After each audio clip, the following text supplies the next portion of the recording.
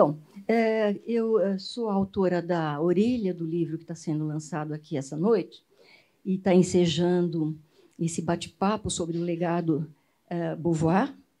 Livro esse assinado por essa, eu diria, outra importante, em pé de igualdade, pensadora do feminino, em pé de igualdade com a Beauvoir, que é Júlia Kristeva, que doravante eu vou aqui, nome que doravante eu vou pronunciar aqui a francesa, aproveitando que o nosso assunto é tão francês.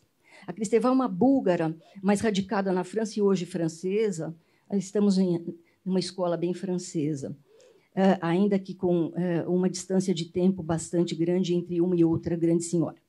Bom, o livro da Kristeva gira inteiramente em torno do legado Beauvoir. O título já deixa ouvir, né? Beauvoir presente. De sorte que esse livro está obrigatoriamente incluído aqui na nossa conversa, e eu vou, então, apresentar, na verdade, o livro, mas, o fazendo, estarei apresentando forçosamente Beauvoir, né? Então, ok. Começando pelo livro da Kristeva, e ficando bastante nele, e pelo balanço que esse livro faz do legado Beauvoir, pelas relações Kristeva-Beauvoir, que são relações, para dizer o mínimo, não pacíficas. Eu notei que a apresentação, a nota introdutória desta edição SESC ao livro, a tradução brasileira do livro de Kristeva, nota isso, né? Eu marquei aqui, que são relações, ao mesmo tempo, críticas e afetivas.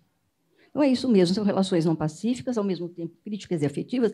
Então, começando por isso, e ficando bastante nisso, e ficando nisso, mais uma vez, eu estarei no legado Beauvoir. Uma primeira coisa que eu achei que seria interessante dizer para vocês aqui hoje é que esta não é a primeira vez que Kristeva se debruça sobre Beauvoir.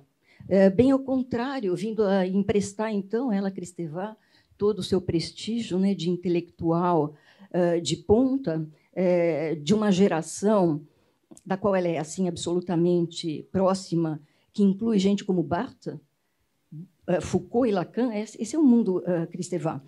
Então, essa não é a primeira vez que esta pensadora do mundo, que, para simplificar, e dada a importância e o renome da figura hoje, eu diria, do mundo Barthes, que essa pensadora do mundo Barthes vem hoje vem se ocupar dessa senhora, dessa velha senhora, que é Beauvoir, de uma outra escola tão distante desta primeira no tempo, que eu vou chamar aqui de escola Sartre. Essa primeira escola sendo uma escola que primou por se ocupar de linguagem, de discursos e de signos, enquanto que a escola Sartre, a velha escola Sartre, é uma escola que pensou, bem longe disso, o homem existencial, a existência, o homem na existência, o homem em seu destino e existencialismo. São dois mundos, né? E, então, desse encontro que estamos aqui falando, e eu queria dizer que, ao se debruçar hoje sobre Beauvoir, e não é a primeira vez, eu daqui a pouco vou enumerar muito rapidamente algumas das vezes em que Kristeva andou falando sobre Beauvoir e escrevendo sobre Beauvoir, mas ela hoje, quando chega novamente em Simone de Beauvoir, ela vem a campo dizer, eu achei bastante interessante a título de apresentar o livro e o que pensa Kristeva do legado, ou como ela mede o legado, ela vem a campo dizer que Beauvoir representa, na ordem do pensamento sobre a mulher, bom, que está hoje na altura da enésima onda, eu diria. Ela vem dizer que Beauvoir representa, nesse quadro de reflexões, uma revolução antropológica. A palavra é fortíssima, e está no livro, né? Então, a Kristeva diz que a Beauvoir é uma revolução antropológica na história da reflexão sobre o feminino e a mulher, e ela se dá pressa em explicar o que ela entende por uma revolução antropológica, e o que ela entende por uma revolução antropológica é o que é uma revolução antropológica, ou seja, palavras de Kristeva, aquilo que muda o destino da espécie. Olhem que forte. Né? Aquilo que muda o destino da espécie, aquilo que reconfigura o destino da espécie humana. Seria assim com Beauvoir. É fortíssimo, e eu queria dizer para vocês que na página 11 de Beauvoir presente, Kristeva assume que isso é, palavra dela, hiperbólico, e ela quer ser hiperbólica. Portanto, estou falando de uma avaliadora do legado Beauvoir que se assume hiperbólica em relação à coisa e vai dizer: estamos falando de uma revolução antropológica. Bom, eu tenho certeza que todos vocês aqui, cada um de vocês sabe o que isso possa querer significar. A Isilda também. Uma revolução antropológica, por exemplo, é a revolução da fotografia. A fotografia é uma revolução. Pela primeira vez na história da espécie, o homem fixou imagem de si próprio. E é um momento que não volta mais, mas que está lá quimicamente para sempre, e é presente quimicamente para sempre. Bom, uma revolução antropológica. De fato, Kristeva vem dizer isso agora, depois de ter falado tanto sobre Beauvoir. Kristeva escreve sobre Beauvoir desde sempre, eu diria. Tanto assim que, aqui mesmo, neste seu novo livro que estamos lançando esta noite, entram textos de outros momentos, textos não muito antigos, mas relativamente antigos, de Kristeva sobre Beauvoir. Entra também uma coisa de 2011, que é uma entrevista que ela deu ao jornal Le Monde, nesse momento, nesse ano de 2011, em que ela, respondendo a perguntas muito pontuais do Le Monde, vai dizendo tudo o que ela pensa desde que ela cruzou na Bulgária, de onde ela procede, né, jovem, com o livro O Segundo Sexo, que alguém lhe emprestou na Bulgária. Kristeva já escrevia há 30 anos atrás, gente, em 1990, um romance, porque vale dizer, e aqueles que conhecem essa autora sabem disso certamente, que além de semioticista, crítica literária, nova crítica literária, a Escola Barthes é uma escola de novos críticos, semioticista, crítica literária, pensadora da religião, pensador e psicanalista, Kristeva é também uma romancista. E ela escreve, em 1990, um romance, olhem que interessante, que ela resolve chamar de Os Samurais, e isso cita um livro, portanto, isto é, sobre Beauvoir, um livro de Beauvoir, de 1954, que ganhou, em 1954, o importante prêmio Goncourt, na França, que é um livro chamado Os Mandarins. Eu não vou me demorar muito não nisso, mas só para dizer para vocês que Kristeva se sente impelida, nos anos 90, a escrever um livro chamado Os Samurais, que está numa relação forçosamente intertextual com os mandarins, sendo que os mandarins de Simone de Beauvoir uma belíssima incursão memorial sobre o grupo Sartre, em torno do grupo Sartre, bom, que tem Camus, por exemplo, também. E enquanto que Os Samurais de Kristeva é uma incursão ao mundo Lacan, ao mundo Barthes. Então, as coisas estão realmente conversando entre si. Só dizer esta primeira coisa, não é a primeira vez que Kristeva visita Beauvoir, mas que ela chegou a escrever um romance à la Beauvoir. Uma segunda coisa que eu acho que seria interessante dizer a vocês é que, se Beauvoir ainda se faz presente a Kristeva hoje, o livro é de agora, a tradução brasileira acaba de sair, nesta altura do que acho que a gente poderia chamar de quarta onda feminista, com Heloísa Buarque de Holanda, que, mapeadora como ela acaba de lançar um mapeamento dos feminismos, agora pela Companhia das Letras, que se chama Explosões ou Explosão Feminista, em que ela diz que nós estamos na quarta onda. A Kristeva, mas isso é uma coisa que a gente pode falar depois, diz que estamos na terceira. Mas, enfim, aqui meu ponto é, se Kristeva considera Beauvoir ainda presente nesta altura, né, dos acontecimentos, alguns o chamam de quarta onda feminista, no que diz respeito às reflexões sobre a mulher,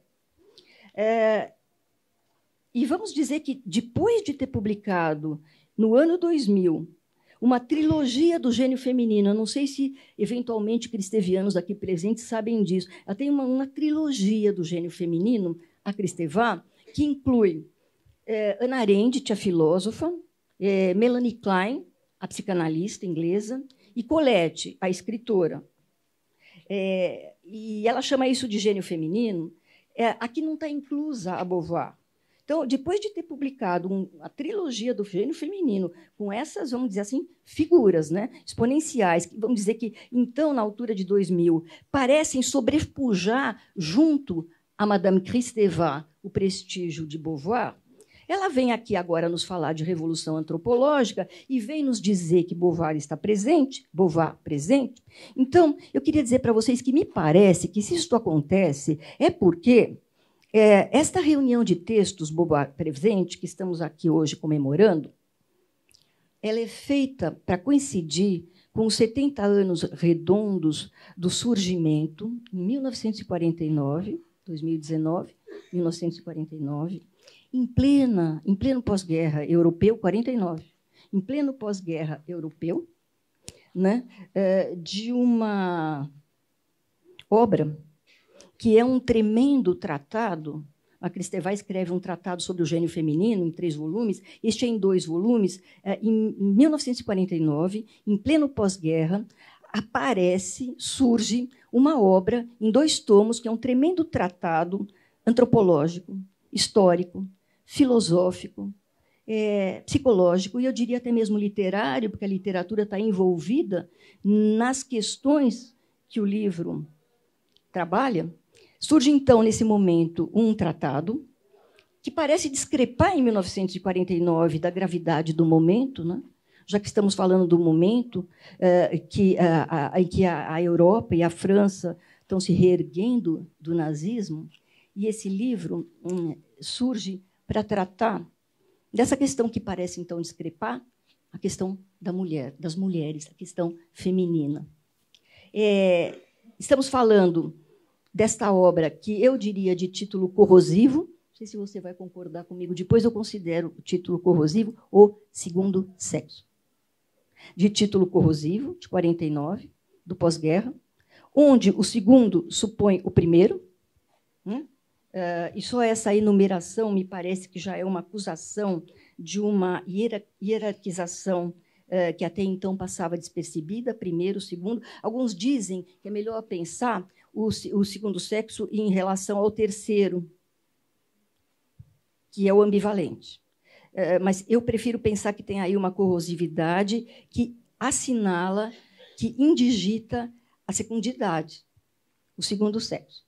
Então, em 1949, para terminar isso, aparece o segundo sexo, em pleno pós-guerra europeu, um tratado de todas essas ordens que eu estava dizendo, obra em que é cravada, essa é a parte mais importante. E essa é a parte mais importante porque, infelizmente, é o que mais se conhece de Beauvoir e do segundo sexo.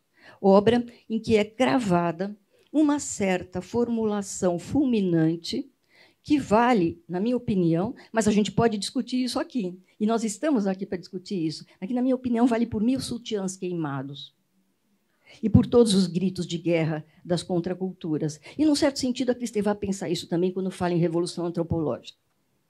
Né? Uma obra que vale, essa obra, O Segundo Sexo, por tudo isso, na minha opinião, e em que é cravada esta formulação, que é o que mais se conhece da obra: ninguém nasce mulher, torna-se mulher. Parênteses. Na boa tradução dos tradutores desta edição Sesc, que, aliás, é de 2 colegas meus da PUC, os autores da tradução são professores da PUC, um deles é o Edgar de Assis Carvalho, que é um grande amigo. Então, na boa tradução dos tradutores dessa edição Sesc, ninguém nasce mulher, torna-se mulher, da qual tradução eu diria que ela não cai na esparrela do não se nasce, que é o que eu acho que mais se conhece, não se nasce mulher, torna-se mulher, que é como a formulação da Beauvoir circula por aí. E na verdade, uma formulação, uma tradução capenga e agramatical, do que a gente pode falar daqui a pouco. Mas não se nasce mulher, torna-se mulher, eles não caíram na esparrela, é capenga e agramatical. Mas o que interessa não é isso, isso pode eventualmente vir a ser um pequeno momento para discussão depois. O que interessa é que é nesta obra, então, O Segundo Sexo, que este livro de Kristeva comemora, que aparece essa fórmula da qual somos devedores até hoje. E que simplesmente significa que o feminino não está posto na natureza, que o feminino não é biológico, que o feminino não está dado, que o feminino é uma construção da civilização, que o feminino está na cultura. E numa cultura que Beauvoir estuda como adversa à mulher. É todo o sentido da coisa. Então, a título de comemoração de O Segundo Sexo, nos 70 anos redondos, que Kristeva retorna a Beauvoir, vindo agora a campo, concluir o começado na Bulgária, lá atrás, terminando de avaliar a tal revolução antropológica, E aquilo agora também chama, e é muito interessante, eu quero terminar essa parte dizendo a vocês, que ela ainda explica essa revolução antropológica da seguinte maneira: trata-se da primeira elucidação clarividente da condição feminina feita por uma mulher. Olhem que frase. Primeira elucidação clarividente da condição feminina feita por uma mulher. Trata-se da primeira elucidação a respeito da questão da mulher a se converter em, eu abro aspas, urgência política.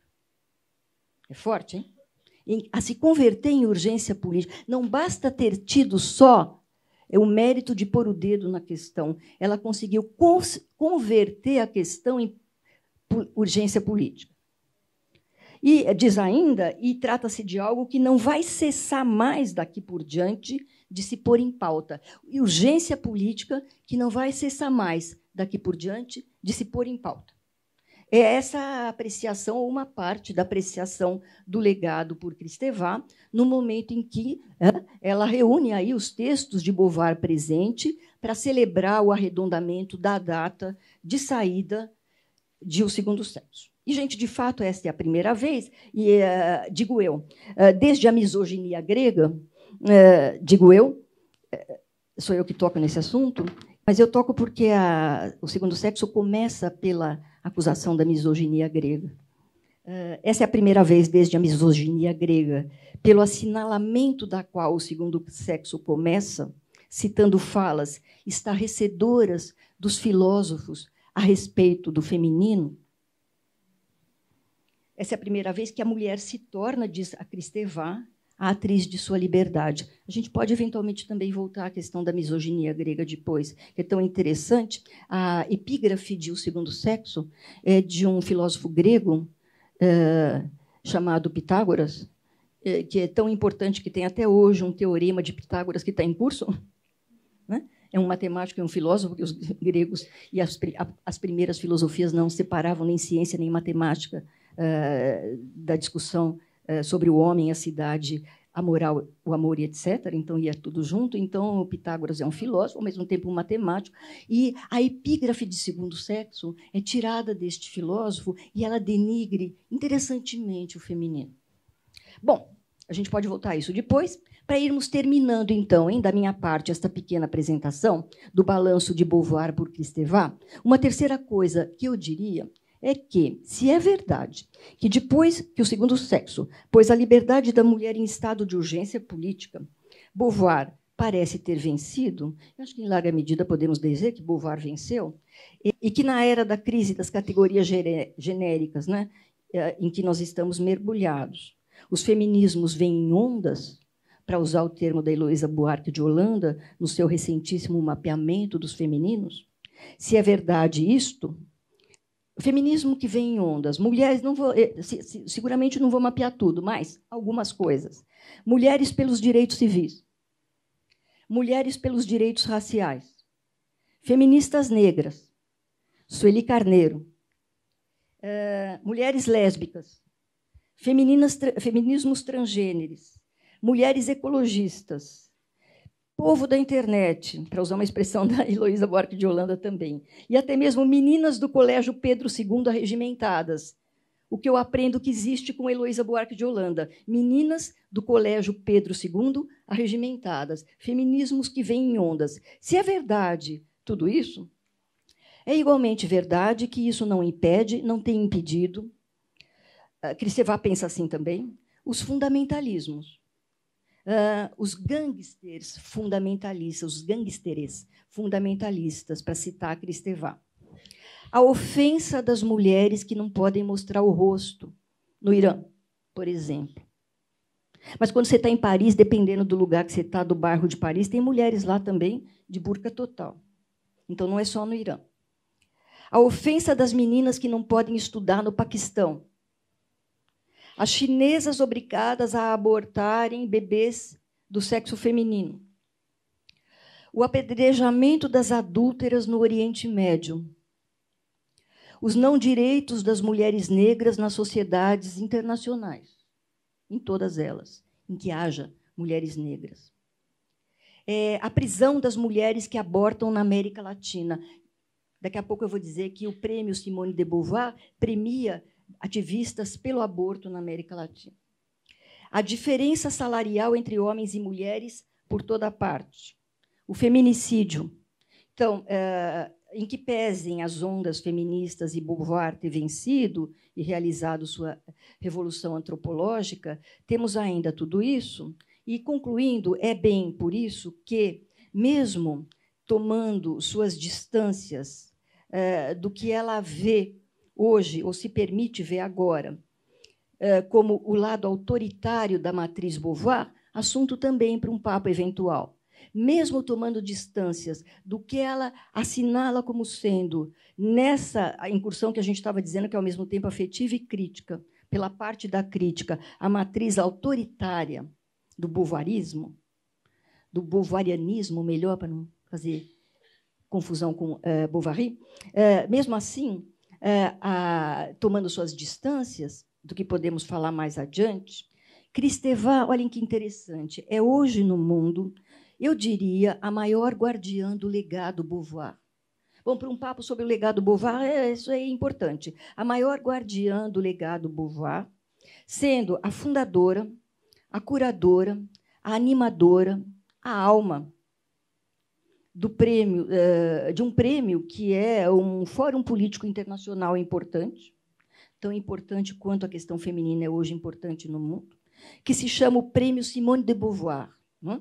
Instituição criada em 2008, quando do centenário Beauvoir, que está hoje na altura da 12ª edição, eles já distribuíram 12 prêmios, estão para distribuir o 13º. Eu estava procurando para ver se já distribuíram para trazer para cá, mas eu não consegui nada sobre isso. Enfim, esse prêmio Simone de Beauvoir já está na altura da 12ª para a 13ª edição, ele cobre todo o globo, sem distinção geopolítica. Ele já laureou, por exemplo, né, entre os 12 casos, uma ativista turca, uma videomaker chinesa, uma historiadora francesa, uma associação de mulheres tunisianas, uma advogada polonesa e a heróica blogueira paquistanesa Malala Yousafzai. Então, é a mentora e a divulgadora e a alma do prêmio é Kristeva, né? E é muito disso que trata Beauvoir presente, também, do prêmio Simone de Beauvoir. Que traz, por exemplo, esse volume, o discurso de Kristeva quando da atribuição do prêmio Simone de Beauvoir a Malala. Então, é isso. Há muito mais a dizer sobre o livro, mas, por hora, eu fico por aqui. Mas não sem antes dizer para vocês, com relação às críticas, ou a parte crítica do balanço Kristeva, que elas são tão mais interessantes, na minha opinião, quanto elas vêm da parte de uma feminista da última onda, até porque ela é psicanalista e ela vê muito a questão do feminismo no plano do eu e não da regimentação coletivo feminino. Mas, enfim, ela vem da parte de uma feminista da última onda, armada de Freud e Lacan até os dentes, e de literatura, e de poesia, e de gritos poéticos de guerra de maio de 68. Senhora esta, posicionada no topo da universidade francesa, mundialmente conhecida, de enorme influência nas universidades americanas e canadenses, brasileiras também. Eu sou no Brasil tradutora, né, da Kristeva, de uma parte da obra da Kristeva. Portanto, estamos falando desta pessoa posicionada no topo da universidade francesa, e mais, eu diria, a título de provocação, bem casada, vivendo uma conjugalidade feliz, mãe da filha de Philippe Solers, que é um tremendo crítico literário francês, inventor da revista literária, primeira ou da segunda? A primeira talvez tenha sido a Nouvelle Revue Française, mas o Philippe Solers, que é o marido da Kristeva, fundou uma revista na França chamada Tel Quel, que virou o nome de um grupo, que é o grupo de Roland Barthes. É o grupo da Kristeva. Bem casada com Philippe Solers, mãe do filho de Philippe Solers, vivendo uma conjugalidade feliz que vocês podem examinar nas redes sociais, porque ela exibe essa felicidade conjugal. Então, são críticas interessantes e elogios interessantes da parte desta Kristeva, que eu assim descrevo aqui, rapidamente, em relação a uma velha senhora, para chamá-la assim mais uma vez, a Beauvoir, nunca, jamais envolvida com a conjugalidade, sem filhos, eventualmente bissexual, que é Beauvoir. Da minha parte era isso, por hora.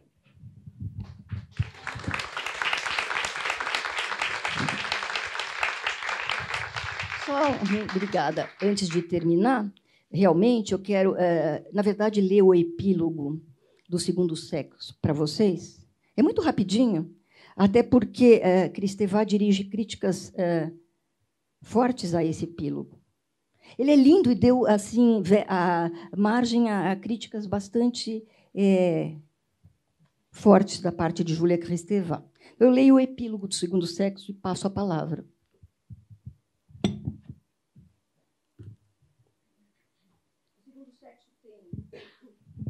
Tomos, como eu estava dizendo, e eu tenho aqui o tomo 2, na minha edição francesa, mas já está traduzido, e eu simplesmente vou ler a minha tradução, que diz o seguinte.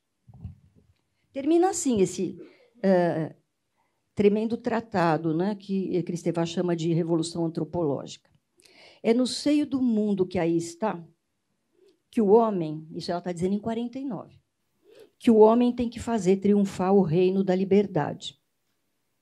Para conquistar essa vitória suprema, é preciso, entre outras coisas, que homens e mulheres, para além das diferenças naturais, afirmem, sem equívoco, a sua fraternidade. Fraternidade. Essa palavra incomoda terrivelmente Kristeva. Obrigada.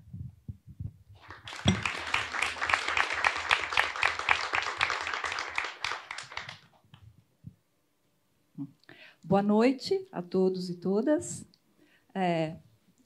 Quero começar agradecendo às edições Sesc, o convite, a oportunidade de estar aqui. Para mim é uma alegria estar aqui mesmo, vendo essa casa lotada, né, com tanta coisa acontecendo simultaneamente, e aí a gente tem bastante público. E como eu vinha dizendo no começo, isso é o fenômeno Beauvoir, ela tem isso, né, ela sempre atrai muita gente, ela é uma pensadora, uma mulher pensadora que está viva, né? Isso mostra o quanto ela ainda está viva, né?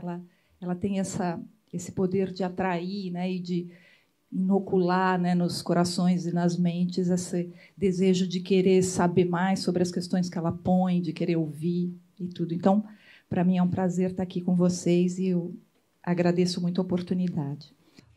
Uma coisa bacana que eu gostei quando formou-se essa mesa foi porque justamente o tema é a questão do feminismo hoje, discutido a partir da Simone de Beauvoir, desse legado da obra, né, da Simone de Beauvoir, lida por uma autora muito específica, né, que é a Kristeva, e eu fiquei muito contente, porque nessa mesa conjugou justamente uma especialista em Kristeva e eu que sou uma estudiosa já há algum tempo de Simone de Beauvoir. E eu fiquei contente porque a gente aqui vai ter essa oportunidade, então, a gente ouvir um pouco sobre a leitura que a Kristeva faz da Beauvoir. E a minha ideia agora aqui é falar um pouco sobre a Beauvoir de uma maneira... como dizem os franceses, a Beauvoir por ela mesma? Não é por ela mesma, claro, evidentemente, mas, vamos dizer, aspectos mais gerais e globais, né, da obra da Beauvoir, e colocar esse contraste e deixar para vocês mesmos, vocês mesmas, verem no que contrasta e tirar um pouco as conclusões por vocês mesmos, porque a leitura que a Kristeva faz da Beauvoir é uma leitura muito particular, todo mundo tem uma leitura particular, todo mundo que estuda tem uma interpretação da obra e uma leitura particular. Mas, no caso da Kristeva, ela tem uma leitura muito particular porque ela toma todos os elementos que ela encontra na Beauvoir, no Segundo Sexo, e não só no Segundo Sexo. A Beauvoir é muito conhecida pelo Segundo Sexo, mas ela tem uma vasta obra, né, de produção teórica, né, de ensaios teóricos, de literatura, romance, literatura não só romance, romance também, mas literatura epistolar, né, ela tem as cartas, ela tem diário, enfim, ela tem uma produção abundante, não é? E então essa leitura que a Kristeva faz dessa obra da Beauvoir é uma leitura muito particular, muito própria, não é? E ela se apropria, vamos dizer, de muitas questões que estão presentes na obra da Beauvoir para tratar das questões que importam para a construção do pensamento dela mesmo. Não é? Isso é legítimo, não tem nada de errado, é assim que se constrói o pensamento mesmo, não é? Mas também não me cabe aqui a gente fazer a comparação. Então, para resumir essa introdução que eu disse, por que é bom essa diversidade? Porque a gente tem a oportunidade de ouvir, então, a Leda falando da leitura que a Kristeva fez da Beauvoir, e eu vou tentar falar um pouco da Beauvoir nos seus aspectos, vamos dizer, mais consensuais, né? Quem estuda a obra da Beauvoir, quem se dedica especificamente a Beauvoir, são aspectos mais consensuais a respeito da sua obra, e aí fica para vocês, então, fazerem por vocês mesmos esse contraste, enfim, e construir a opinião de vocês sobre isso, né? Mas vocês vão ver que tem muitas coisas aqui que são muito diferentes, às vezes até um pouco antagônicas do que a Leda falou. Então, o que eu preparei, também não quero falar muito, porque a gente vai abrir para perguntas, e eu sempre acho que é nessa hora que a discussão fica mais bacana, né? Então, eu não quero falar muito para deixar justamente na hora da discussão, da conversa, quando vierem perguntas, comentários, enfim, não precisa ser só pergunta, né? A gente acho que é o momento mais rico, aí a gente pode aprofundar algumas coisas ou não. Então, o que eu pensei em falar, agora, vamos dizer, divide mais ou menos em duas partes, que eu considero muito importantes e que, vamos dizer, que eu considero assim, as coisas mais essenciais. Se a gente pegasse assim, eu suponho que o público que esteja aqui já tem algum conhecimento de Beauvoir, porque, geralmente, quando a gente vai ouvir alguma coisa assim, a gente já vai porque já tem algum interesse, já conhece alguma coisa e quer ouvir mais, ou, enfim...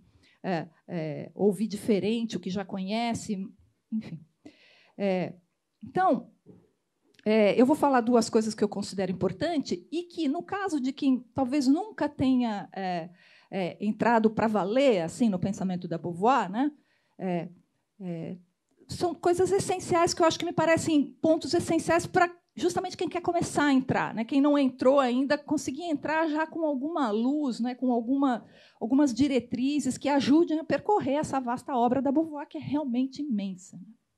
Então, essas duas partes. A primeira, o que eu vou falar, em algumas situações, em algumas ocasiões, isso é quase um palavrão, mas eu vou explicar por que eu não considero um palavrão e qual o sentido disso, né? É o que eu vou chamar aqui um pouco de contexto histórico e filosófico, teórico-filosófico da Beauvoir. Então, não é contexto no sentido de que a gente vai traçar um cenário e aí vai botar a autora lá e vai dizer, olha, explicar por relações causais. Ela falou isso porque naquele momento ela vivia isso, então isso explica aquilo. Então, não é dessa maneira, vamos dizer, causal, né? Dessa maneira direta que os eventos acontecem, mas eu estou dizendo contexto porque no sentido de que muito do que, a meu ver, a leitura se faz, muito das leituras, às vezes, um pouco apressadas, um pouco da incompreensão que surge em vários contextos, inclusive das discussões feministas, e dos antifeministas, certamente, mas a gente não vai esperar de antifeminista que eles procurem se aprofundar no entendimento da obra de uma feminista, né? Mas, do ponto de vista das feministas, às vezes é muito essa leitura apressada, superficial, e que ignora certos componentes importantes, né? de entender onde é que essa obra da Beauvoir se situa na história do pensamento e na história do feminismo, da produção feminista e da história da filosofia também, porque a Beauvoir é uma filósofa, né? Então, às vezes, ignorando isso, né, tem essa impressão que, como se o segundo sexo assim, surgisse, sei lá, um belo dia, a Beauvoir estava lá conversando com Sartre e, de repente, ela falou, vou escrever o segundo sexo, né? Não é. Isso tudo tem vamos dizer, existe uma situação política e intelectual e filosófica, social, histórica, vamos dizer, que deu condições para esse segundo sexo, e toda a obra da Beauvoir, porque se tem uma coisa que a Beauvoir é muito coerente, né? Então as suas obras são muito coerentes entre si, né? As suas obras teóricas e ensaísticas com a sua obra romanesca, epistolar, etc., são muito coerentes com a vida dela, com o engajamento dela na vida política também, é muito coerente, né? Então, as condições, vamos dizer, para a gente poder entender aonde se situa essa obra da Beauvoir, onde a Beauvoir se situa. Bom, isso é um elemento importante para a gente entender e poder percorrer livros importantes como O Segundo Sexo, assim, não de maneira totalmente aleatória, não é? Pescando frases de impacto, não é? Frases importantes ou frases de impacto um pouco aleatoriamente. Então, essa é a ideia que eu vou falar. E a segunda parte, eu gostaria também de falar outras questões fundamentais, que são algumas noções e, vamos dizer, a contextualização filosófica, conceitual da obra da Beauvoir, em particular do Segundo Sexo, né?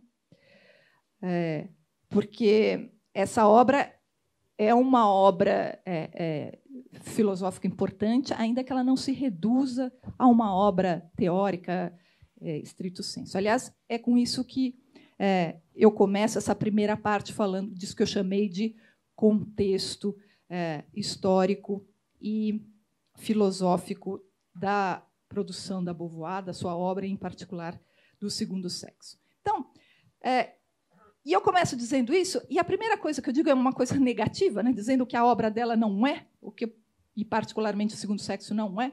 Isso pode parecer improdutivo, né, você começar uma exposição falando sobre o que a coisa não é, né, mas a ideia, vocês vão entender, é porque justamente esse, às vezes, é um ponto de partida, né, um pressuposto que se toma que eu acho que muitas vezes também leva por caminhos, às vezes, um pouco erráticos e, às vezes, equivocados também pela obra da Beauvoir. Então, uma coisa que é importante, ainda que ela tenha produções, aliás, justamente porque ela tem produções ensaísticas, teóricas, e ela foi feminista, e O Segundo Sexo, a principal obra dela, é uma obra de uma feminista, não é?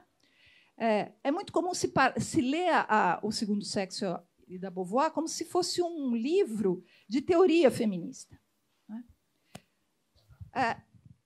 Teoria feminista é algo que aparece muito, vamos dizer, na história, na nossa história, assim, muito recente, não é? Alguma coisa que a gente, para pegar essa cronologia das ondas, não é? É alguma coisa que surge principalmente ali no contexto da segunda onda do feminismo, que é ali nos anos 60, 70, né?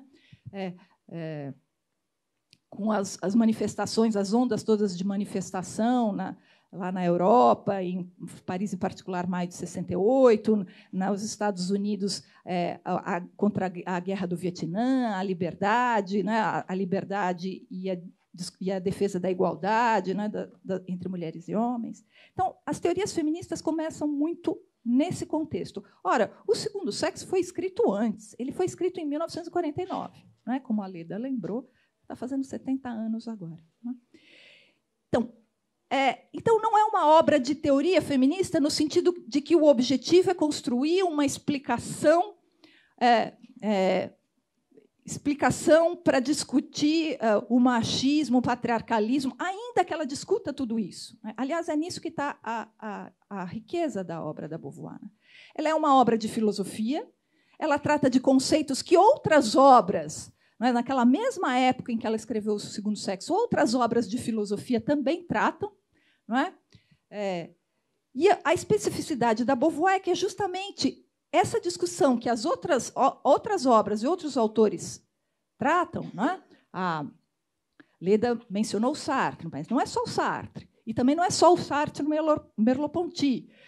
E também não é só o Sartre, o Merleau-Ponty e o Camus. Quer dizer, eram muitos autores, sobretudo na França, que é onde a Beauvoir viveu e se formou, estavam discutindo também, trabalhando conceitualmente essas questões, conceitualmente nas suas obras de filosofia, nas suas obras de literatura, etc. Né?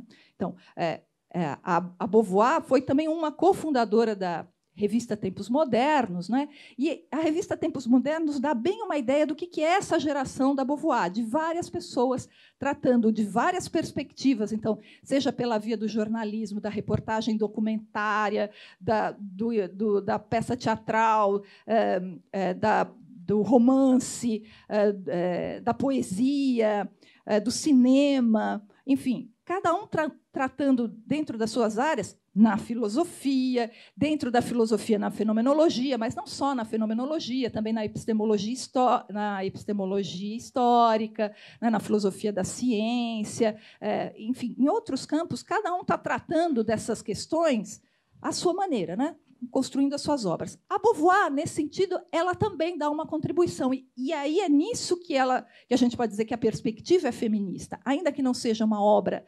teórica, de teoria do feminismo, é uma obra de filosofia construída de uma perspectiva feminista. Não é? Por quê? Porque justamente o que ela traz para o centro da questão, não é? O centro da questão que eu vou enunciar já, daqui a pouquinho, o que é a questão que a gente pode dizer que a questão do existencialismo, do ponto de vista da filosofia, né, ou o existencialismo como problema filosófico, ela traz para o centro dessa discussão da questão existencialista a discussão da distinção e da separação e das diferenças de gênero. Não é? Então, essa é uma grande contribuição que ela dá nesse sentido, seja para a história do feminismo, que também não começa com as teorias feministas, como eu estava dizendo, a teoria feminista é um fenômeno historicamente muito marcado ali com a segunda onda, mas produção de mulheres que discutem temas e questões que dizem respeito a todos e todas, de uma perspectiva feminista, isso sempre existiu na história da humanidade. Sempre houve mulheres como a Simone de Beauvoir que se puseram a falar e a tratar da questão da opressão de gênero, da questão da distinção e da hierarquização dos sexos. Né? O termo que a Beauvoir usava é sexo. Hoje em dia a gente fala mais gênero. Então, quando eu falar sexo e gênero aqui, no caso, eu vou estar tomando como se a gente estivesse falando da mesma coisa. Né? Não porque eu acho que trata-se da mesma coisa, mas porque, no contexto da Beauvoir, ela fala em sexo, então o que equivale ao que a gente agora chama um pouco de gênero. Então, ela, assim como esses outros pensadores da época dela, sobretudo homens pensadores, ela também dá uma contribuição importante. E o que é especificamente, é por isso que as feministas e as teóricas do feminismo, e nós, filósofas, que estudamos filosofia dessa perspectiva feminista, também a lemos tanto e a estudamos tanto, né? Porque ela dá uma contribuição, portanto, para essas discussões que são postas historicamente ali, naquele momento em que ela põe. Ela dá ela põe a questão de gênero e mais trata dessas questões discutidas.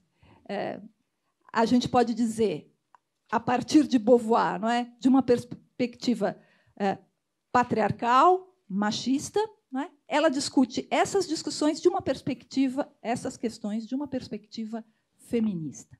Então, foi por isso que eu quis dizer que não se trata de teoria feminista no sentido estrito, não é? Mas se trata de uma produção ensaística, teórica, o segundo sexo, feita de uma perspectiva feminista. Não é? Ou seja, quando eu estou chamando aqui de feminista, quer dizer o momento em que a mulher toma a palavra para ter voz e vez. É o que hoje a gente chama muito de defesa de lugar de fala. Não é?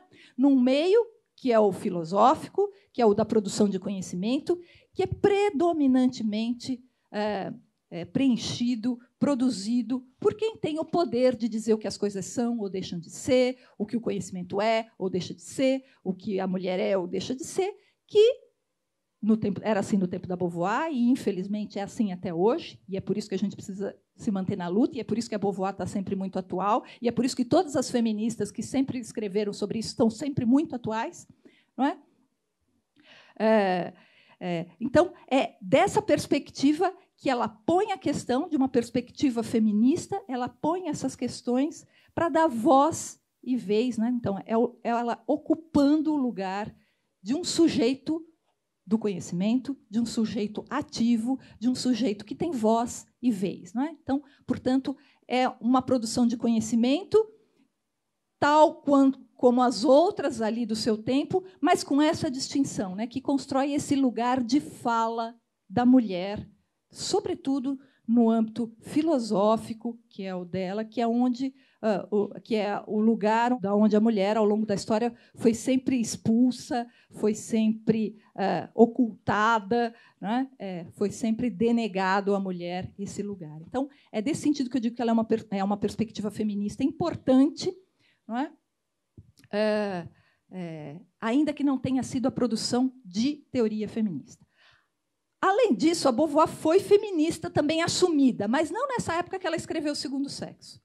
A Beauvoir se assume como feminista, e aí sim ela se engaja na pauta feminista, não é, que a gente diz, para valer, é ali no final dos anos 60, começo dos anos 80, sobretudo a partir de maio de 68, que é justamente o contexto onde surge a Kristeva, justamente, não é?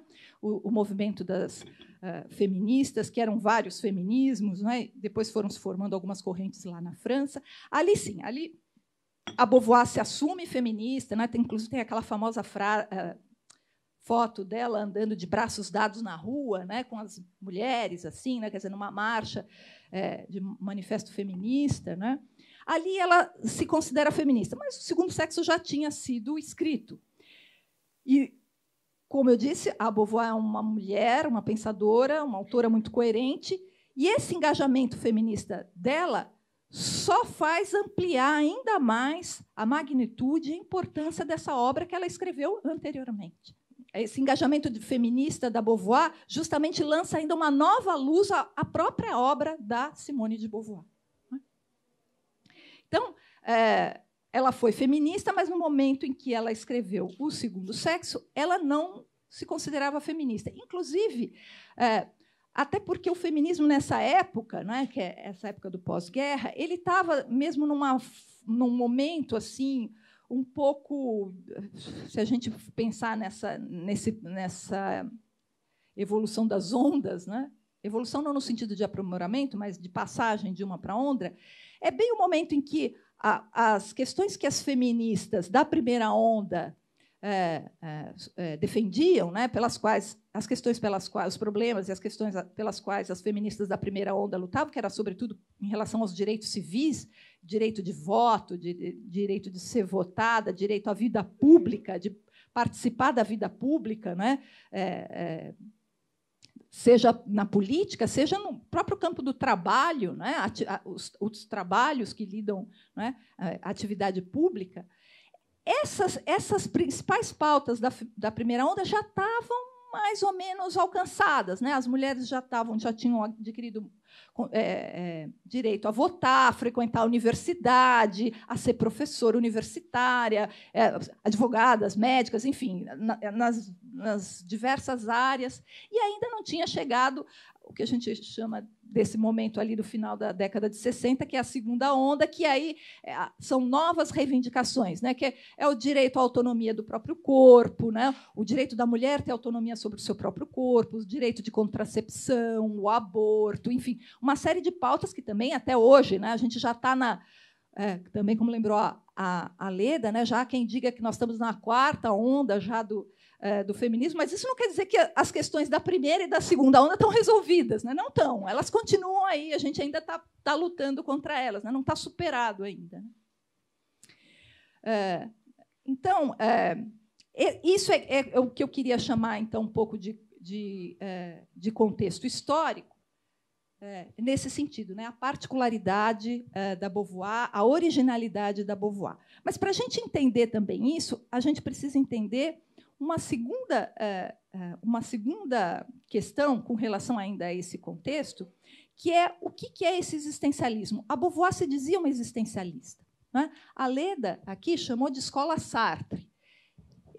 Eu penso um pouco diferente, aliás, eu penso bem diferente, assim, porque junto com Beauvoir, com Sartre, existiam outros pensadores que estavam engajados também nessa mesma questão que eu vou enunciar agora, não é que a gente pode entender o existencialismo como um problema filosófico, né? E, como eu disse, cada um resolvendo do seu modo, né, dentro da sua área, essa questão, né? E que não era só o Sartre. O Sartre realmente era uma pessoa importante, mas não era só o Sartre. E com relação ainda a dupla Sartre e Simone de Beauvoir, bom, eles eram contemporâneos estritos, né? Eles produziam juntos, eles discutiam juntos, né? Eles faziam. Então,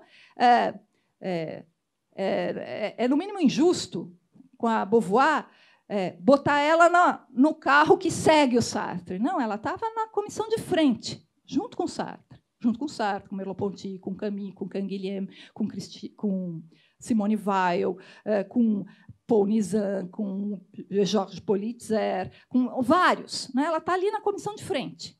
Né?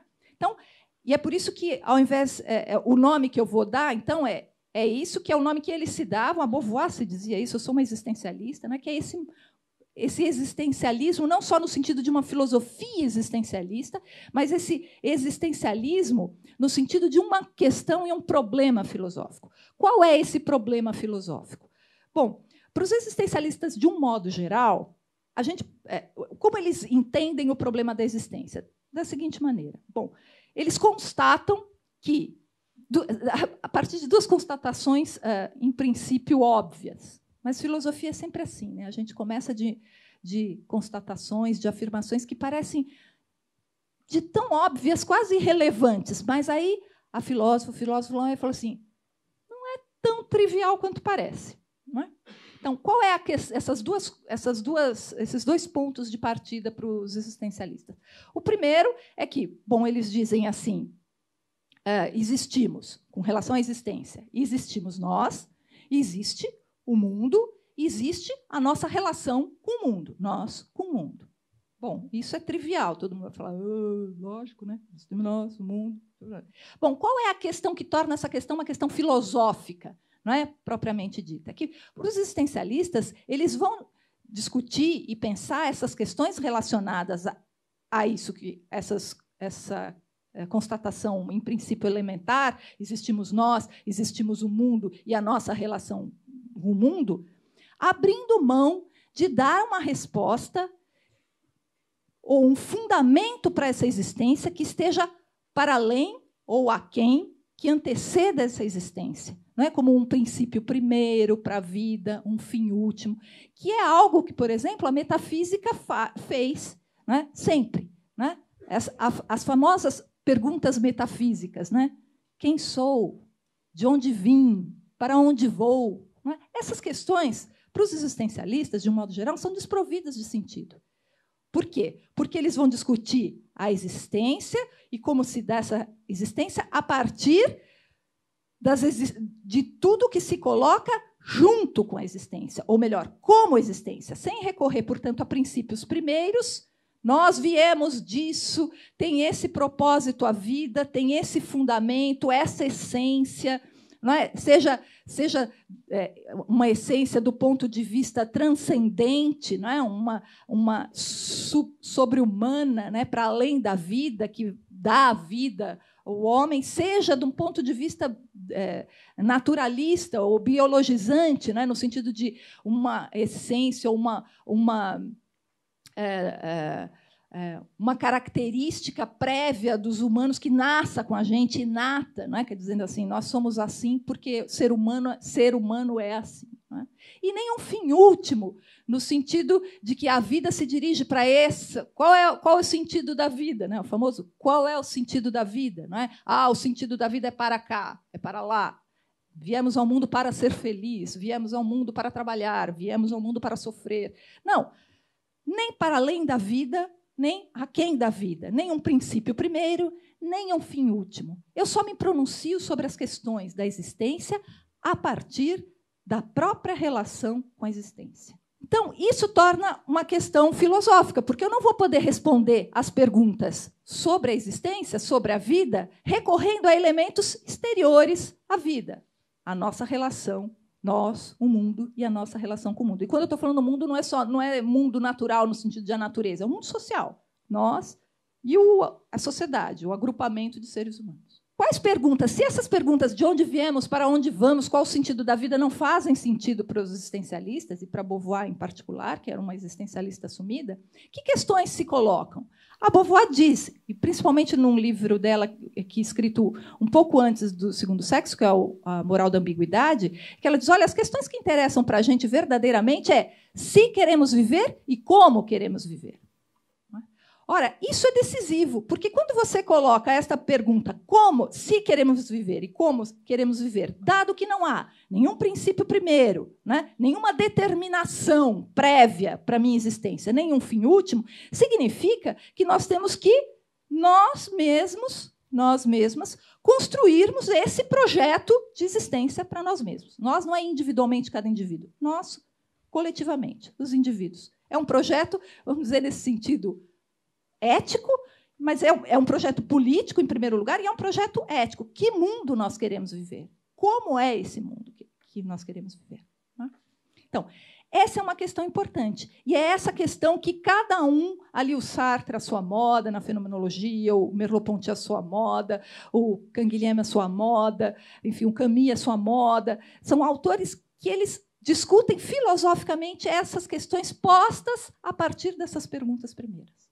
Bom, é isso, essa pergunta também que está no fundo, na base da escritura do Segundo Sexo. A Beauvoir era uma existencialista assumida, ela diz, quando ela abre o Segundo Sexo, ela diz, olha, a nossa perspectiva aqui que eu adoto, dado que não há nenhuma perspectiva neutra, dada de lugar nenhum, a perspectiva que eu adoto é a da moral existencialista. Por isso que é importante a gente entender o que é essa moral existencialista, o que é essa ética existencialista, que põe valores e, a partir desses valores, se constrói o conhecimento ao qual se propõe. Que valores são esses? O valor da liberdade, da autenticidade e da igualdade. São esses valores que estão, vamos dizer, é o solo, né, de onde brota o Segundo Sexo. Não é? A liberdade, a autenticidade e a igualdade. Não é? Então, dado essa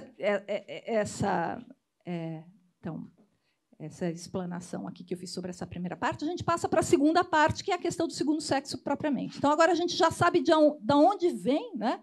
Qual é, vamos dizer, o fio condutor, né? A pedra de toque do segundo sexo, e não só do segundo sexo, de toda a obra da Beauvoir. Não é? Ela escreve romances, ela escreve os seus diários, sempre se colocando essa questão. Né? Assim, como é o mundo, como se dá a nossa relação com o mundo e como é que eu posso me colocar nesse mundo livremente, né, de maneira igualitária e a partir de uma subjetividade, de uma alteridade autênticas. É aí que a gente entra, então, para o segundo sexo, e agora eu vou falar um pouco resumidamente as duas questões principais que norteiam o segundo sexo, que também começam de duas constatações. A primeira, em princípio, é banal, a segunda já não é tão banal. E as consequências que a Beauvoir tira dessa segunda constatação, que não é nem um pouco banal, é nisso que está a riqueza do pensamento dela. A primeira constatação é, bom, os indivíduos são sexuados, possuem sexo. E eu estou falando do sexo no sentido de gênero, não é sexualidade, sexo. Né? Em segundo lugar, que a mulher, né, entre os indivíduos sexuados, a mulher é o segundo sexo. Bom, se a mulher é o segundo sexo, ela é o segundo em relação ao primeiro. Não é? O primeiro sexo é o do homem. Essa é uma constatação, não é? De onde parte o segundo sexo. Não é? Pois muito bem. O que significa, então, essa ideia de a mulher ser o segundo sexo? Significa... a Leda falou em hierarquia, tem a questão de hierarquia, mas, para além disso, né, dessa questão da hierarquia, tem a maneira como ela se constitui como indivíduo. Tá, vou acabar. Então, como as pessoas se constituem como indivíduos. Né? E é essa a ideia de, então, que, como segundo sexo, o indivíduo do segundo sexo se pensa sempre a partir do primeiro. Ela se constrói a si mesma como sujeito, não a partir de um sujeito autêntico, da sua relação com o mundo, mas da sua relação com o primeiro sexo, que é o masculino. Então, essas são as duas constatações básicas, e é a partir disso que ela escreve o segundo sexo, se perguntando, ora, mas afinal, como isso é possível? Como que a mulher chegou a ser o segundo sexo? Não é? Como isso foi possível? Como é que a mulher se torna segundo sexo? É para isso que ela escreve os 2 volumes do segundo sexo. Não é? Então, buscando compreender como é que isso se constitui, dado que ser mulher não é um destino, você não nasce determinada a ser isso que se estabelece que é mulher, não é? Nem destinada a ser isso. Como é que isso se dá? Sendo que tudo é uma construção humana, se constrói culturalmente, socialmente, materialmente, historicamente. Essa é a investigação do segundo sexo, e é por isso que ela é tão importante, porque o que ela vai ver é que isso realmente não é ninguém nasce, né, predestinada a ser isso, que até hoje se diz que é ser mulher, nem do ponto de vista biológico, nem do ponto de vista psíquico, nem do ponto de vista histórico-material. Então, portanto, existe uma possibilidade da gente mudar essa situação. Né? Então, não existe nada que nos determine, isso é construído, então a gente precisa saber como isso é construído, justamente para a gente mudar e transformar essa construção. Então, eu termino aqui, e agora espero que nas perguntas a gente possa falar de algumas coisas que ficaram faltando. A Beauvoir termina o segundo sexo dizendo que a mulher livre ainda está por nascer. Né? E, para essa mulher livre, ainda que a gente tenha conseguido, avançado, tenhamos tido muitas conquistas, mas a mulher livre ainda está por nascer. E, para essa mulher livre poder nascer, nós precisamos nos engajar nessa luta de libertação da mulher, né, da opressão de gênero, né, o que, com as minhas palavras, isso não é a Beauvoir que diz, mas eu digo, o que implica que sejamos, para utilizar uma frase muito conhecida, né, da Chimamanda Adichie, isso é preciso que sejamos todos e todas feministas. Obrigada.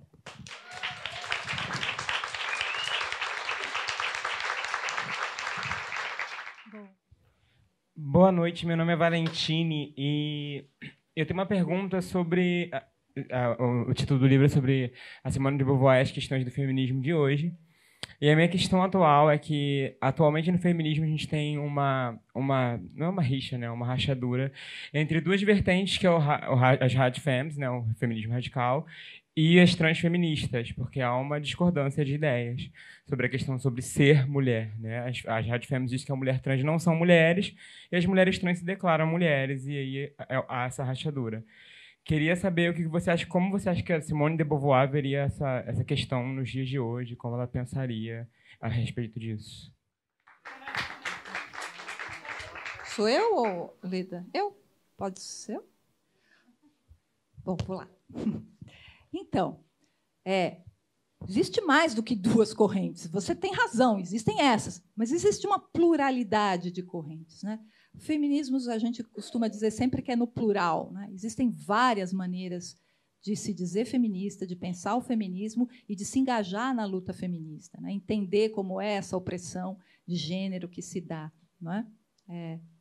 Inclusive, como eu estava dizendo no começo, a própria maneira como a Kristeva se engaja nessa questão é completamente diferente da maneira como a Beauvoir, por exemplo, se engaja nessa questão.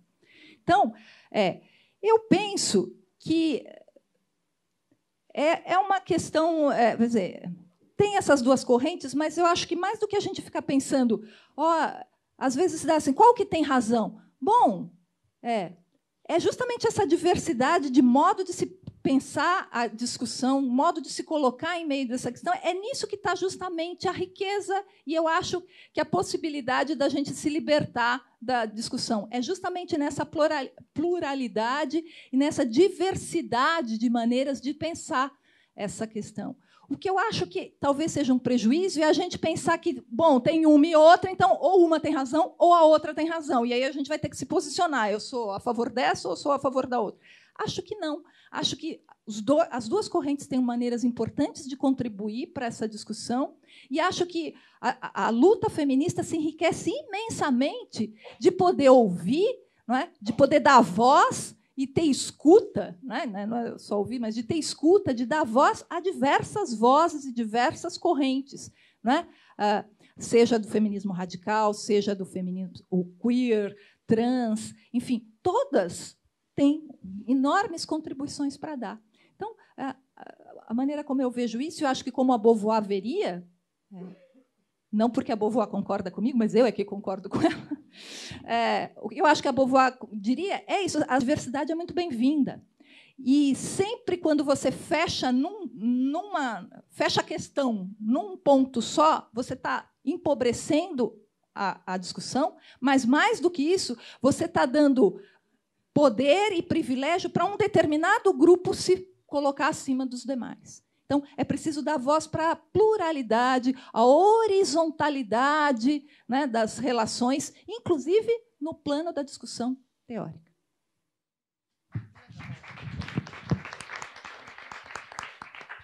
Eu queria atravessar essa conversa, gentilmente, e dizer que eu me preparei para fazer uma nota aqui a mim mesma, mas que leve em consideração também coisas que foram ditas depois da minha fala.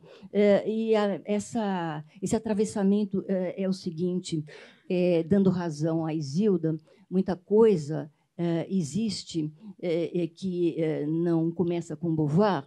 Olhem que interessante, e é tão mais interessante quanto Kristeva não toca nesse ponto no seu livro.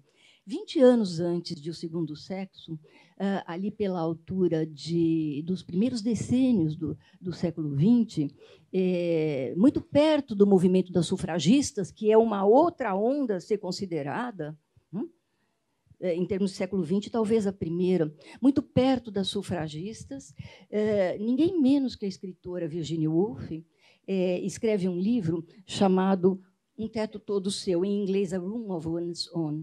Não sei se alguns conhecem aqui esse livro, queria sugerir, inclusive, a todos aqueles que queiram pensar a questão da mulher hoje, Um Teto Todo Seu, de Virginia Woolf, que esta também é uma escritora que tem uma obra muito mais ampla do que isto, mas, se a gente quiser falar de feminismo, isto conta. Neste livro, Virginia Woolf diz, bom, mil coisas, mas duas que eu quero reter são as seguintes.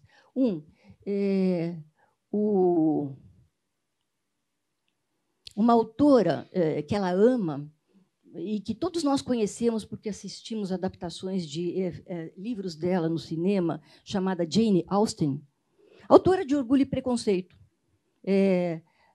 Jane Austen, diz Virginia Woolf, escrevia seus livros quando trabalhava sozinha, escondida, em partes da casa, no meio da confusão dos afazeres da casa em que ela vivia com a sua família, nos momentos em que ela não estava atarefada com os afazeres da casa, e, principalmente, ela escondia o que ela escrevia. Ela escondia o que ela escrevia. Então, isso sobre Jane Austen, uma escritora falando de uma outra escritora, que não é pouca coisa, Jane Austen.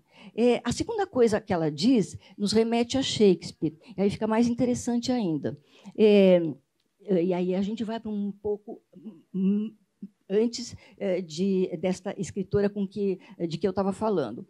Ela chega em Shakespeare e ela diz o seguinte, não existe obra de uma irmã de Shakespeare. Não sabemos se Shakespeare terá tido uma irmã. Não sei se vocês sabem, mas existem dúvidas a respeito da biografia de Shakespeare. Hoje em dia está estabelecido que ele teria existido, mas, por exemplo, Freud jamais acreditou que Shakespeare tivesse existido e sempre vigorou a tese, nesse mundo, na época do Freud, de que Shakespeare teria sido um nobre da corte elisabetana que não podia mostrar a cara. Bom, mas se Shakespeare existiu, e parece que está estabelecido, diz Virginia Woolf, se ele tivesse tido uma irmã, ela não teria escrito nunca. Ela não teria escrito nunca porque uma mulher precisa, justamente é o título do livro, de um quarto todo seu. A literatura pede uma liberdade intelectual que, por sua vez, pede um espaço próprio. Então, a ideia é, mulheres não têm quando ela escreve nos anos 20, e ela adquire esse espaço a duras penas, e a coisa termina, como a gente sabe, Virginia Woolf se suicida. As mulheres não têm um espaço todo seu. Não existe uma irmã de Shakespeare escritora, mas um escritor masculino chamado Shakespeare, porque não havia o espaço e a liberdade intelectual que a poesia e a literatura pedem para que se possa escrever. Isso 20 anos antes de Beauvoir, interessante notar. 20 anos antes, o feminismo já começa. Então, ele começa, mas começa depois das sufragistas. Então, essa história não termina nunca, não. Né? E, de qualquer forma, voltando ao livro que eu vim aqui apresentar, a ideia realmente de Kristeva é que é a partir desse momento que a ideia de pensar a questão feminina e de fazer avançar um pleito pelas mulheres adquire força, impulso de ação política. Que ela vai assumir logo adiante, mas que, segundo Kristeva, o livro já traz em germe. Ali a coisa assume, pela primeira vez, o que não acontece com Virginia Woolf, força, impulsão de ação. Então, por hora, é isso da minha parte.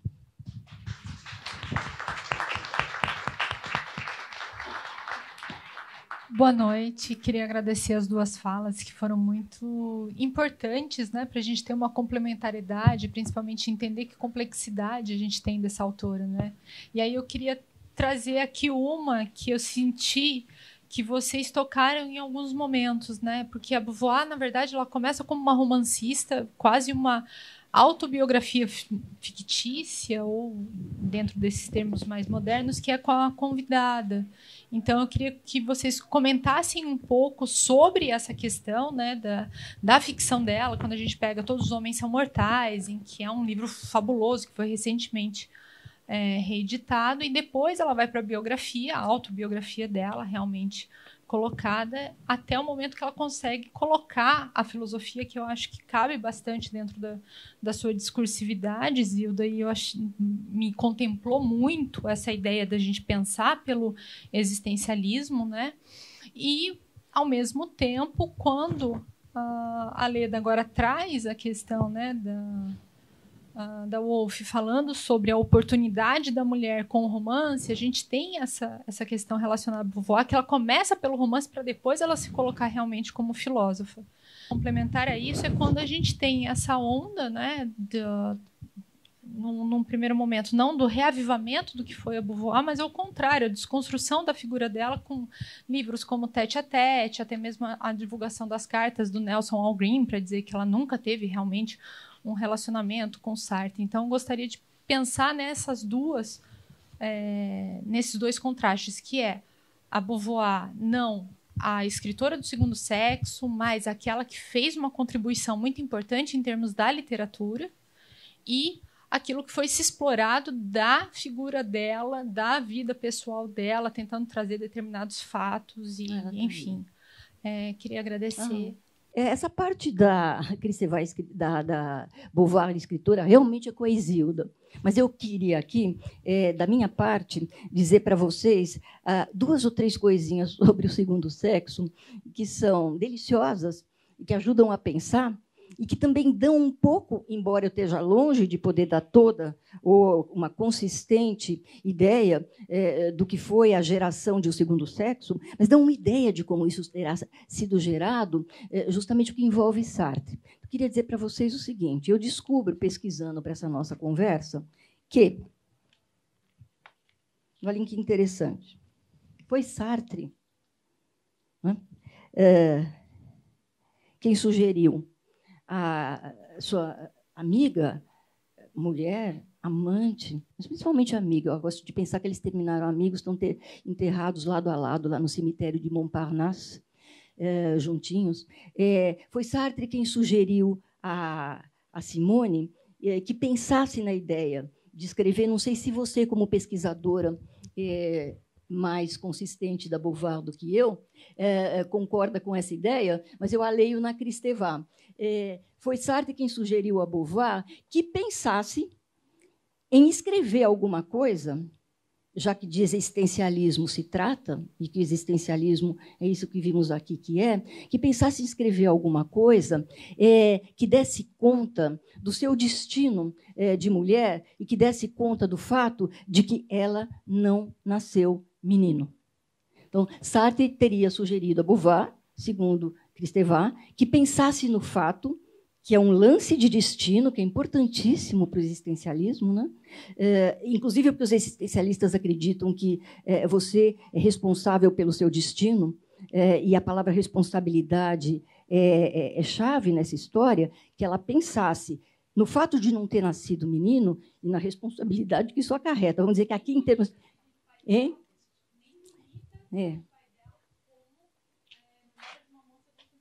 Exatamente, porque tem esse lance.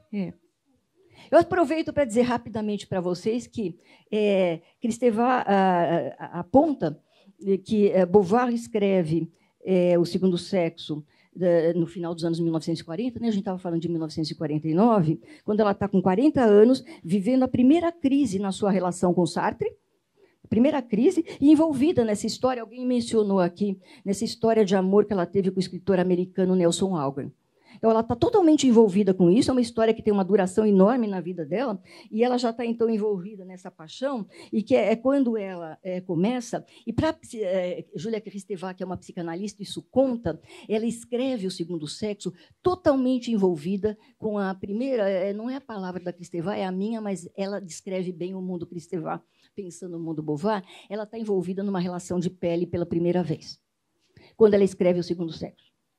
Então, acho interessante, da parte da psicanalista que é Kristeva, jogar um pouco na roda também essas ideias que estão mais perto de olhar a figura existencial, mas a figura também psicológica, né, ou psíquica profunda, que ela está envolvida numa relação amorosa, que é a primeira saída ali da vida mais próxima do Sartre, e do que eu estou chamando aqui de mundo Sartre por facilitação, e que ela está vivendo uma paixão. Então, O Segundo Sexo teria também, não resolve tudo, teria também nascido de uma paixão, o que é bonito.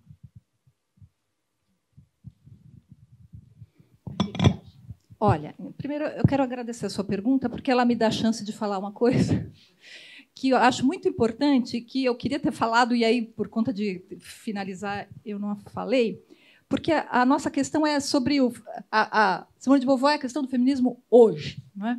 Então, essa é a ideia do por que a Beauvoir é tão atual, né? E essa sua pergunta, acho que dá uma chance da gente falar o mais rápido que eu puder, vou falar um pouco sobre isso. Tem uma coisa assim, eu me demorei até um pouco mais do que eu estava planejando nessa ideia de dizer de onde vem o Segundo Sexo, onde vem a obra da Beauvoir, mas, mesmo assim, ainda ficou faltando dizer coisas, né? Por exemplo, essa ideia de que você, de fato, cronologicamente, primeiro é publicado, né, o primeiro romance dela, né, A Convidada, outros romances. Quando ela escreveu O Segundo Sexo, ela já tinha uns 3 romances publicados, já tinha...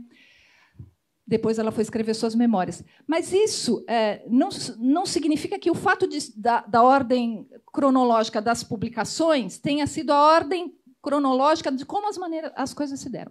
A Beauvoir, ela, na verdade, começou a trajetória, a formação dela é formação de filósofa em filosofia, tal como a de Sartre, de Merleau-Ponty, de Nizam, de Canguilhem. Ela terminou, né, o que equivale ao ensino médio delas, ela entrou na faculdade de filosofia, ela foi colega de turma do Sartre, do Lévi-Strauss, colega de graduação, igual a gente é dos nossos colegas. Então, ela fez filosofia, ela terminou a filosofia, ela fez a via tradicional dos filósofos da época dela, que foi a mesma que o Sartre fez, que o Merleau-Ponty fez, de todos esses autores. Por isso que eu digo que tem um componente fortemente sexista e machista quando sempre colocam a Beauvoir a reboque do Sartre. Porque é impressionante que tudo que está escrito sobre ela e o Sartre diz respeito a ela e o Sartre. Mas só se discute isso quando a gente está discutindo a obra e o legado da Beauvoir. Eu nunca fui em uma mesa, em um livro, em uma discussão sobre a filosofia do Sartre, que alguém fale, mas ele casou com a Beauvoir, ele não era casado, nossa, essa relação, que papel que será que tinha essa relação? Ele também publicou diários. Também foram publicadas cartas diários não, cartas, tem o diário quando ele foi prisioneiro, que também foi publicado, Diário de uma Guerra Estranha, mas fora esse momento, assim, tem cartas publicadas. Eu nunca vi associarem esse material com a obra do Sartre. No entanto, quando se trata de Beauvoir, é praticamente o assunto. É a relação dela com Sartre, como ela era na intimidade, como era a vida sexual dela. Ninguém nunca discutiu a vida sexual do Sartre quando vai falar de filosofia. Eu tenho opinião sobre o motivo disso. Eu também. É porque ela é mulher e ele é homem, e a gente vive num país machista e patriarcal. Vocês já leram em alguma enciclopédia ou em alguma incursão séria? Enciclopédia seria menos séria, incursão séria seria o outro lado da coisa. Dizer que Beauvoir é uma filósofa importante? Então, só para dizer que Kristeva pensa, sempre trazendo aqui o pensamento da autora cujo livro eu estou apresentando, que, pelo menos no segundo, eu não sou uma especialista em Beauvoir, no segundo sexo, a filosofia de Beauvoir, segundo Kristeva, é jornalística. E, realmente, quando você chega ali, não precisa ir muito além das 50 primeiras páginas de O Segundo Sexo, depois de passar pelos filósofos gregos e dizer o que Pitágoras, o que Platão, o que Aristóteles pensavam do feminino, mas isso tudo é piada perto de uma visão mais séria que eu trago aqui também, da questão grega da mulher. Vou falar disso daqui a pouco, se houver tempo, mas para dizer que, a partir do momento em que ela abre, falando rapidamente, epigraficamente dos filósofos gregos, ela parte para dizer o que é a psicanálise e a visão freudiana da mulher, e aí ela fala da questão célebre da inveja do pênis, e que o Freud não teria concedido à mulher senão o papel, é muito típico do feminismo, de um certo feminismo dizer isso, não teria podido senão invejar o grande pai e o possuidor do falo, e realmente ela dá conta do Freud assim, pouquíssimas páginas, e de outros filósofos também. Vamos dizer assim, eu acho, não sei, a Isilda pode retomar depois, mas a ideia da Kristeva é que as passagens de Beauvoir pela filosofia são passagens que não são de uma filósofa, mas de uma compiladora de filosofia. Então, essa ideia de que ela teria produzido filosofia é questionável. Do ângulo, mais uma vez, do livro que eu trago para esta noite de lançamento.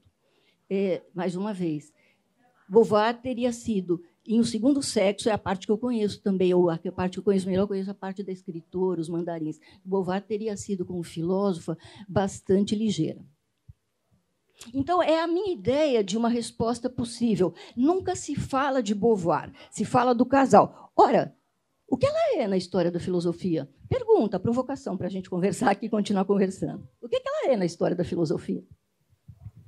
Então, para algumas pessoas, principalmente aquelas que já naturalizaram muito, né, os valores e a prática, né, machista e sexista, para algumas pessoas, ela é só a mulher do Sartre. Para outras pessoas, um grupo de outras pessoas, dentre as quais eu me incluo, ela foi uma filósofa importante, que tem uma contribuição para a história do pensamento e para a história da filosofia fundamental. Se a gente tivesse mais tempo aqui, eu poderia dizer por que eu digo isso. Mas, só para completar aquilo que eu estava dizendo sobre ela ser filósofa, então, ela sempre teve essa ligação forte com a filosofia. Quando ela acabou a graduação, ela foi fazer um concurso, que é um concurso que até hoje tem na França, que é para você ser professora do ensino médio, você tem que fazer, que é um concurso nacional, que é a agregação. Ela foi prestar o concurso, e foi ali que ela, inclusive, conheceu não só o Sartre, mas a turma do Sartre, porque era o pessoal da Sorbonne, quer dizer, ela era da Sorbonne e a turma do Sartre era da École Normale. Foi ali que eles começaram a conhecer, porque um amigo deles em comum levou ela, que ela era uma especialista em Leibniz, e ela ia lá para dar aula de Leibniz para eles, não é, sobre o que era um dos pontos que ia cair no exame de agregação. Ela passou em segundo lugar no exame de agregação. É verdade que quem passou em primeiro foi o Sartre, mas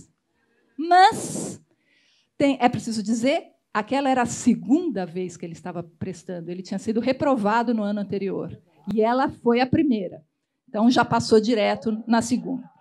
Então,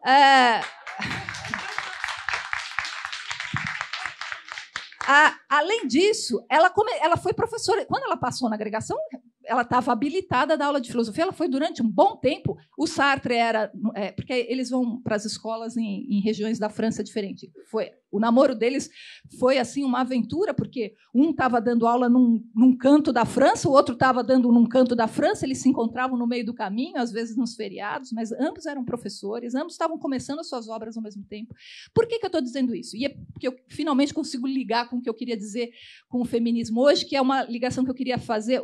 Ontem eu tive na conversa com a Grada Quilomba, ali no Instituto Moreira Salles. E duas coisas que ela disse que são muito importantes. Uma foi quando perguntaram para ela, olha, você é pensadora, artista, escritora. Ela falou assim, olha, eu não vejo essas coisas assim como uma quantidade de coisas, porque eu penso um conhecimento interdisciplinar. O que significa isso? São conhecimentos que não são hierarquizados, um que você vai pondo sobre o outro. Não é? Filósofa, artista, plástica, pensadora. Eu penso em termos de horizontalidade. Não tem hierarquia de conhecimento, você passa por eles. Não é? E você produz, quando você está produzindo pensamento teórico, é pensamento teórico. Quando você está escrevendo literatura, você está escrevendo literatura. Mas isso não quer dizer que um se sobrepõe ao outro ou um seja mais importante que o outro. É por isso que ela fala assim, eu vejo o meu trabalho como um trabalho interdisciplinar. Bom, era isso que era Beauvoir. Era ela essa interdisciplinariedade, não é? No sentido, quando ela fazia romance, ela fazia romance. Quando ela escrevia ensaio teórico, ela escrevia ensaio teórico. Quando ela escrevia carta, ela escrevia carta. Mas isso não quer dizer que ela era romancista, e filósofa, e isso, e aquilo. Toda a produção dela passa por isso, inclusive de expor a sua própria vida pessoal. Também passa nisso. Né? Então, essa ideia de horizontalidade do conhecimento, né? Um conhecimento que perpassa todas as áreas e não tem hierarquia. Quem põe essas hierarquias no conhecimento é sempre quem tem o poder de se colocar por cima dos outros. E aí ele constrói a hierarquia. Né? Eu estou por cima e o que vem abaixo. Justamente o feminismo da Beauvoir e muitos feminismos rompe com essa hierarquia e bota essa horizontalidade. E outra coisa que eu gostaria de associar com o que a Grada disse ontem, e que também me parece muito pertinente em relação a Beauvoir, não é? Foi quando ela disse sobre a questão da responsabilidade que a gente tem com o conhecimento. Né? Ora, ela estava falando sobre o projeto colonialista, né? Ela dizendo assim, ora, todo conhecimento produzido naquela época, né, das grandes navegações, né, de todo o projeto colonial, né, colonialista, foi um conhecimento produzido com essa função, né, de atender ao projeto colonialista, né, de dominar, de se sobrepor, de objetificar os corpos, de coisificar as pessoas, de mercantilizar os corpos, não é, de tirar a humanidade de certos corpos. Não é? Eles entravam nos territórios, entravam na África, desumanizava o indivíduo africano, mandava para ser escravo aqui nas Américas.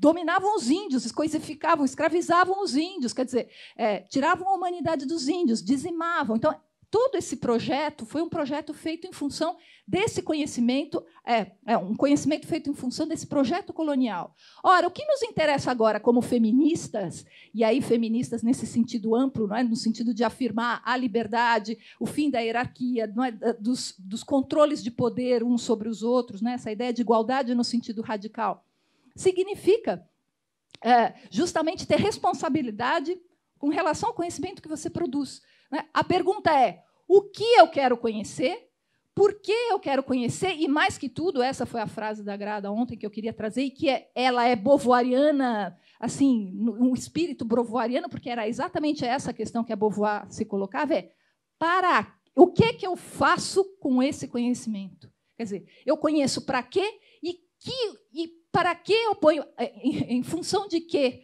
Né? Para que eu utilizo esse conhecimento? Isso foi o que a Beauvoir fez. Quando ela escreve O Segundo Sexo e todos os seus ensaios teóricos, não é? Foi justamente, falou assim, por que eu estou buscando conhecer toda essa situação da mulher? Por que eu estou indo investigar quais são as respostas que o materialismo histórico dá, que a biologia dá, que a literatura dá, que os mitos dão, que a psicanálise dá? Por que eu estou dizendo isso? Para dizer que eu sei mais que todo mundo? Ou porque para poder dizer como é que os outros têm que pensar ou deixar de pensar? Não, é porque eu quero justamente poder pensar maneiras libertadoras e libertárias da gente pensar, da gente se colocar como sujeito e, sobretudo, aquilo que eu estava dizendo na relação da gente com o mundo, da gente poder construir nós, o mundo e a nossa relação com o mundo de uma maneira mais livre, libertária e igualitária.